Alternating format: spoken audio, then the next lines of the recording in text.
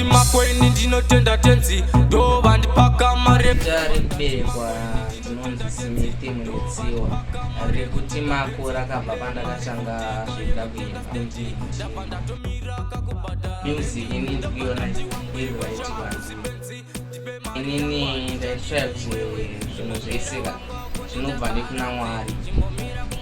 pasina Mwari hazvikai. Yekuti ndipe mari yangu munhu akatora mari zvinoda kana kuti kushandisa advantage, saka inini ndanda kuda mari yangu.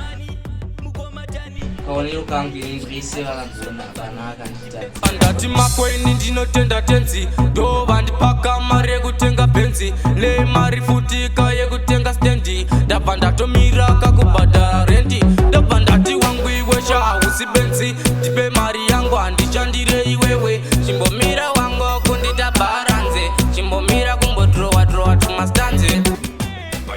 filo happiness kuzvifarira kuti ndikuita zvirinani kwanisa kuva rege 1 ipopo kana sungura futi ndoenda ndakarova mumafanzi rungoti ahoi kasongwa chirikutoya handototi mabest asati atotanga